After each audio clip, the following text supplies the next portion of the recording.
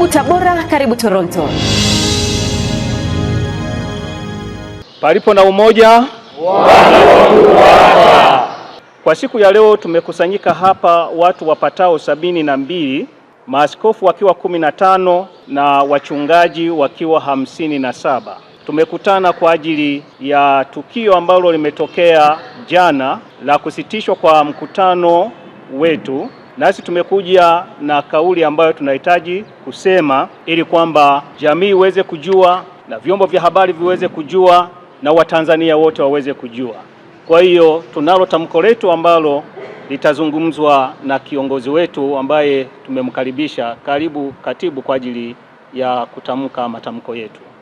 Sakata la serikali kuzuia kufanyika kwa sherehe kubwa ya Injili mkoani Tabora limechukua sura mpya baada ya maaskofu 15 na wachungaji 57 kutoka Umoja wa Makanisa CPCT mkoa wa Tabora kutoa tamko lao mbele ya waandishi wa habari. Jambo la kwanza, mkutano ulioandaliwa na LAN kwa kushirikiana na CPCT mkoa wa Tabora usisimamishwe bali uendelee kwa sababu kubwa zifuatazo. Uchunguzi wa makosa na tuhuma zilizotajwa na Mheshimiwa Mkuu wa Mkoa wa Tabora bado unaendelea na hatujapewa majibu rasmi kwa barua au kwa namna yote ile ya kwamba mambo hayo ni ya kweli au la.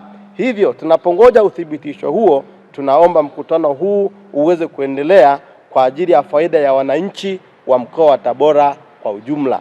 Maaskofu na wachungaji wanaounda Umoja wa Makanisa Kipentekoste katika mkoa wa Tabora sio mashoga na hatukubaliani na ushoga na hatujakaribisha mhubiri shoga, bali tumekaribisha mhubiri wa Injili ya Yesu Kristo ambaye hajaanzia tu Tabora bali amehubiri katika mikoa yetu ya Tanzania bara, kwa mfano Shinyanga, Mwanza, Kahama na sehemu zingine ndani ya Jamhuri ya Muungano wa Tanzania, na ana vibali maalum vya kufanya huduma hiyo katika taifa letu la Tanzania.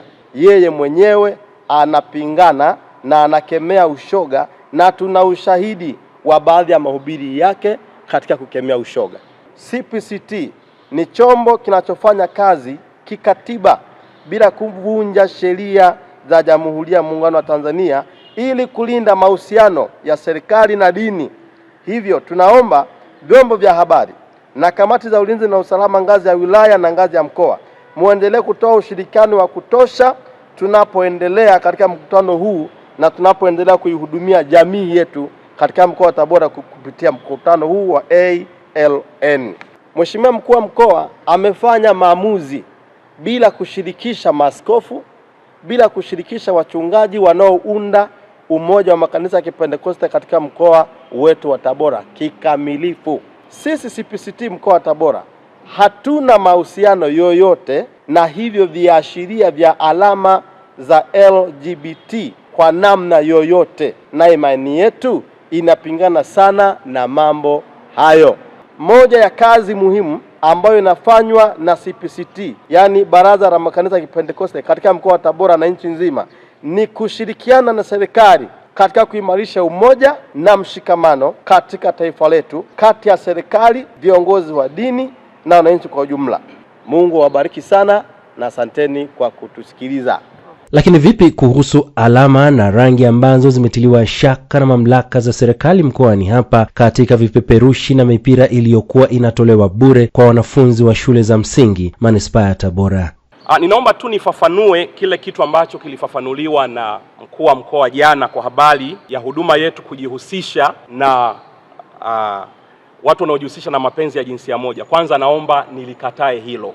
Hilo halipo. Huduma yetu ni huduma ya kimungu kabisa, na mtumishi wa Mungu ana heshima zake kabisa. Yeye ameokoka, ametumika pamoja na mwinjilisti marehemu Reinhard Bonke kwa miaka mingi, mpaka pale Mungu alipomuita na akaanzisha huduma ya A Light to the Nation. Na tuna makao yetu makuu. Tuko tayari kwa serikali yetu ya Jamhuri ya Muungano wa Tanzania, mkiwa tayari kutuchunguza, tuko tayari. Makao yetu makuu ya Afrika yako Rwanda, sehemu moja panaitwa Bugesera Nyamata. Karibuni sana. Najua serikali yetu tuna mahusiano mazuri na nchi ya Rwanda, tunaye balozi wetu kule. Kwa hiyo karibuni serikali yetu, mnaweza kukenda kuchunguza pale. Lakini kule Marekani Chicago, ambako ndio makao makuu ya huduma yetu, na penyewe tunawakaribisha kutuchunguza. Tunao balozi wa Marekani Tanzania huko Marekani.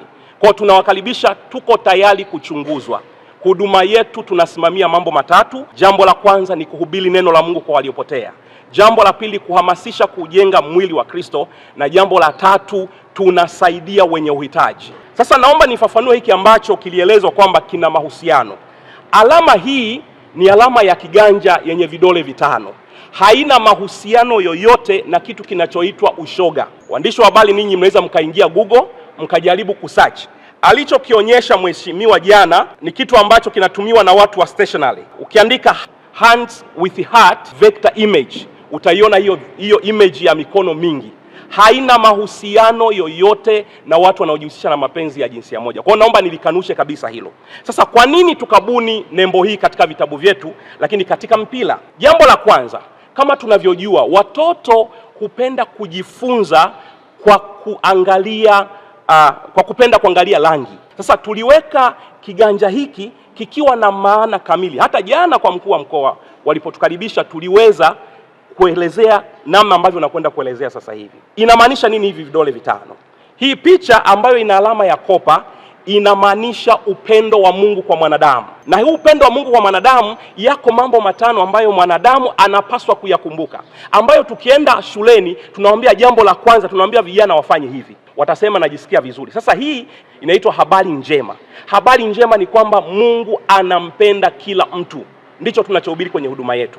Lakini kidole cha pili ni hiki ambacho mtu akikusonta namna hii inamaanisha nini? Inamaanisha habari mbaya. Habari mbaya ni ipi? Sisi ni wenye dhambi, tumelisti dhambi ya asili. Kidole cha tatu huwa tunakinyosha hivi, ishara ya bastola. Na hata siku ya kwanza tumeanza kwenda mashuleni, tulikuwa na mheshimiwa afisa elimu takwimu sekondari, na siku ya pili, siku ya Ijumaa, tulikwenda naye tukaelezea hivi kwamba alama ya bastola inamaanisha nini. Kwa hiyo watoto tunawaambia hii alama ya bastola inamaanisha habari mbaya zaidi. Na habari mbaya zaidi ni nini? Mshahara wa dhambi ni mauti. Lakini kidole cha nne tunawaambia watoto wanyoshe hivi. Hii inamaanisha suluhisho. Suluhisho ni kuacha dhambi, na suluhisho ni kwamba Yesu alikufa msalabani kwa ajili ya maisha yetu. Lakini kidole cha mwisho huwa tunawaambia hiki ufanye nini sasa? Tunawaambia muamini Yesu ama muamini Mungu kulingana na imani yako, nawe utaokoka. Kwa hiyo na tukaviweka pia kwenye mipira kwamba watoto wanapocheza mipira wakumbuke ule ujumbe ambao tumewafundisha. Lakini mpira huu uko na emoji ama vikatuni hivi. Katuni hizi zinamaanisha nini? Zinamaanisha ule ujumbe ambao nimeusema sasa hivi. Kuna katuni ya kwanza inatabasamu. Hii katuni inamaanisha habari njema, Mungu anampenda kila mtu. Lakini katuni ya pili imekasirika, inamaanisha habari mbaya, sisi ni wenye dhambi. Katuni ya tatu imekasirika sana, inamaanisha nini? Habari mbaya zaidi, mshahara wa dhambi ni jehanamu. Katuni ya nne inaanza kutabasamu kidogo, inatabasamu kidogo ikimaanisha suluhisho la maisha yetu ni kumkabidhi Yesu maisha yetu kuwa Bwana na Mwokozi wa maisha yetu. Na katuni ya tano imetabasamu sana mpaka ulimi muonekana, ikimaanisha ufanye nini sasa? Ni kumpokea Bwana awe Bwana, kumpokea Yesu awe Bwana na Mwokozi wa maisha yako. Na mipira hii, ndugu wa Tanzania, mipira hii imepitia bandari ya Dar es Salaam kabisa, imekaguliwa na TRA, imekaguliwa na TBS. Hatuna mashaka na mipira hii. Kwa hiyo kama kungekuwa na shaka tungeambiwa mwanzoni kabisa. Lakini ukweli ni kwamba sisi ni wahubiri, tunaohubiri habari njema za Kristo. Kwa hiyo tunaomba mkutano ufanyike. Hata kama mkituzuia kwenda mashuleni, hilo hatuna shida nalo. Tutaondoka na mipira yetu, hatutaigawa tena. Lakini tunaomba basi mkutano ambao unaanza tarehe 19 hadi tarehe 22 ambao ni siku ya Jumapili, basi uweze kufanyika. Amen. Na katika mkutano huo hatutumii vitabu hivi. Tunatumia vitabu ambavyo vimeandikwa tu maisha yako mapya, havina rangi wala tashwishi yoyote. Kwa hiyo ni ombi langu kwamba mturuhusu tuendelee na mkutano, kwa sababu maandalizi yalikuwa tayari, jukwaa liko tayari, mhubiri amesafiri kutoka mbali. Jumapili alimaliza mkutano pale Shinyanga. Mungu awabariki sana. Asante. Kufuatia sakata hili, kwa njia ya simu nazungumza na mwanasheria wa kujitegemea Edwin Hasunga kutaka kujua jinsi jambo hili lilivyo kwa sasa, nini kinachoweza kufanyika ili pande zote ziwe na utulivu na maelewano, kwa maana ya kujenga na si kubomoa. Kwa sababu ni mkutano ambao uliandaliwa tayari, na ina maana watu walikuwa wameshaorganize kufanya mkutano, na maana yake ni kwamba walikuwa tayari wameshajiandaa financially, emotionally na kila kitu kwamba mkutano utafanyika. Ninachofahamu mimi ni kwamba mara nyingi huwa hamwezi kuendelea taarifa za uchunguzi zimetoka kwamba okay, tumegundua kwamba haikuwa hivyo ambavyo tulifikiria sisi, ama haikuwa hivyo ambavyo watu waliwatuhumu kwavyo. Unless otherwise wakiamua kuendelea kama hizo investigation hazijamalizika, maana yake hapo kuna maswali mengi. Kama wataendelea kufanya mkutano, maana yake watafanikiwa kwanza kuyahubiri yale ambayo wanataka wao kuyahubiri, kwa sababu hatuna uhakika kwamba wakiruhusiwa kuendelea, athari zake ni kwamba kama walikuja kwa nia ovu, maana yake ile nia ovu itafanikiwa kwa sababu wameruhusiwa kuendelea na uovu huo ambao wenyewe walianzisha mwanzo. Inategemea na authorities, kwa sababu authority ya Kahama na authority ya Tabora ni authority mbili tofauti. Kahama iko chini ya mkoa wa Shinyanga, kwa maana yake Tabora iko chini ya halmashauri ya Tabora. So inawezekana kule hawakuwa na kigingi kwa sababu kuna mtu labda hatujui aliwakiingia kifua, lakini walipoingia Tabora wakakutana na vitu vigumu kwa sababu wakuta sheria zake ni tofauti, kwamba ni vile vile lakini kuna mtu amezisimamia kwa uharaka huo au kwa uhalali huo, na wakashindwa kupata kile ambacho walikitaka kwa uharaka. So kuwa na kigingi maana yake ni kwamba kule walipokuwa ilikuwa rahisi, yumkini hatujui, tunasema kwamba walipata mtu labda wa kuwakiingia kifua na wakapita wakafanya vizuri, lakini walipofika Tabora ikawa ngumu kwa sababu ile law implementers au watu wanaosimamia sheria, law enforcement officers, wakafanya kazi yao vizuri kwamba hapana, tunataka tukague hiki na hiki na hiki na hiki ili mfanikiwe kuendelea na mkutano. Nafikiri ni vitu viwili kama hivyo, kwa sababu sijui kesi vizuri.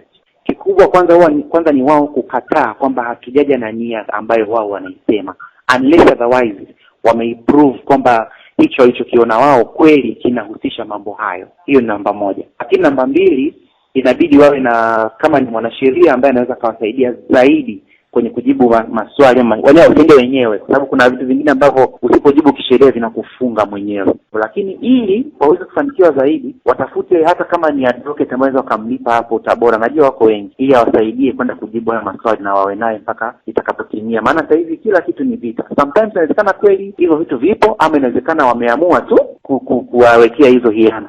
Yote yanawezekana. Karibu Tabora, karibu Toronto.